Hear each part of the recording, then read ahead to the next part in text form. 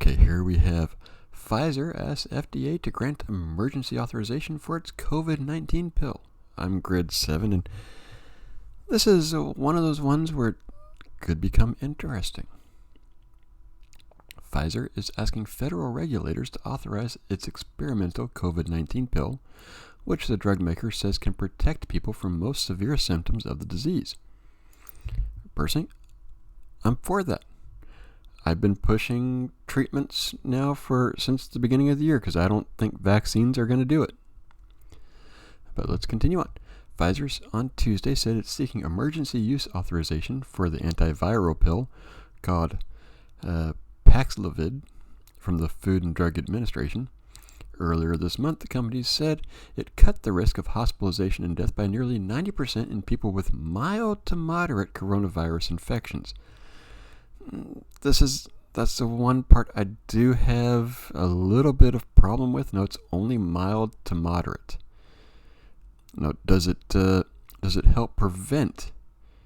No, if you take it early, no, you go to the doctor, say, oh, you've got coronavirus, take it. Will it prevent you from going from the mild or moderate to extreme? That would be a game changer.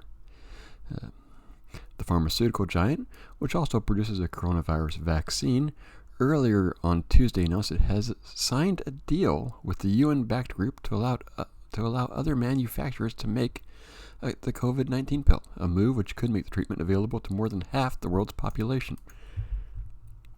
Again, no problem. My biggest problem will be what will be the cost of this.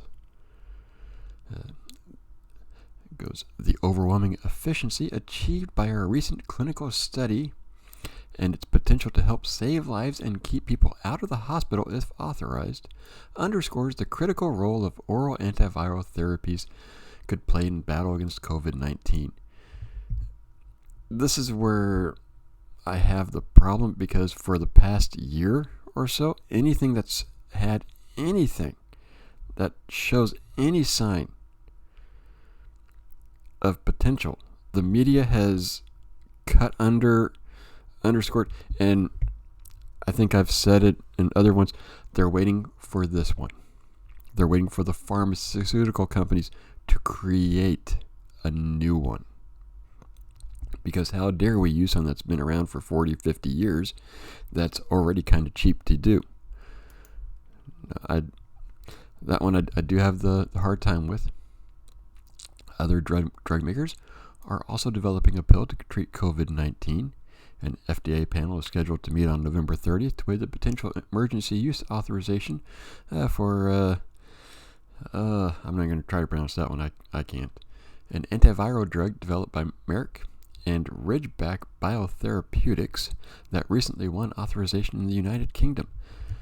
It's like they're having this fight to see which one can be the only one. Why can't we have two? Why can't we have three? Why can't we have half a dozen? No, why only one? It just makes no sense to me when it's stuff like that. Merck says the drug halved the risk of COVID-19, halved the risk that adult COVID-19 patients with underlying health conditions ended up in the hospital or died from the disease. I read this one several times before even doing it, and I still had problems. This is CBS, and they need to proofread sometimes. Have someone actually read this stuff out loud, because this one just, I think what they're trying to say is if you take it, you halve your risk. Now, if you have underlying health conditions, taking this will halve your risk that you will end up in the hospital or dead from it. It's a terrible sentence, but grammar aside, let's continue. Both Merck's and Pfizer's antiviral drugs are swallowed in capsules for 5 days, starting soon after higher risk patients test positive for the virus. This is another one of my little, is this only going to be prescribed to high risk patients? Why not? Where's this one for everybody? I'm still wanting the over-the-counter one. Both pills are designed to reduce the risk of severe disease in the early days after infection, but they work in different ways. Pfizer says its pill halts the virus from spreading in a person's body by deploying a new compound that can bind to an enzyme of the virus, blocking it from replicating inside infected cells. Merck's drug, based on the drug first developed at Emory University to combat the flu, tries to harness the body's cell to block the virus from replicating. Coming from the flu, no, because coronavirus is acting very much like the flu, and we've had vaccine shots for the flu for years. Even if we had 100%, we wouldn't have gotten rid of it. It'll still be around. Coronavirus is going to be the same way. Paxlovid works similarly to that one, an antiviral drug approved by the FDA last year to treat COVID-19.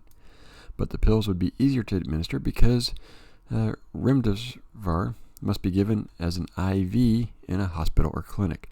Now that is good. No, make it easier. Person could go home and take it. No, doing an IV. Now that's not very easy to do. No, the common lay person isn't going to be able to do an IV that well. So that is a good thing. Overall, I'm for it. I like it. We need more. We really need, and I'm going to say it again, that Theraflu and Coldies for COVID. Once those come on out, you think you've got maybe coronavirus instead of the flu? Take this. Walk onto the pharmacy and get your over-the-counter and walk on out and start taking it. No, I mean, seriously, if we had that, imagine the number of people we could have saved if people could have gone to the store and bought a treatment if they thought they had it. Of course, at the same time, you wouldn't have all this fear-mongering. You wouldn't be able to get the passports, vaccine passports, and all the stuff that they're doing now. So, the powers that be, they want all that. Let me know what your thoughts, like, dislike, leave a comment, come on over to Rumble, see me on over there, and I'll see you next video.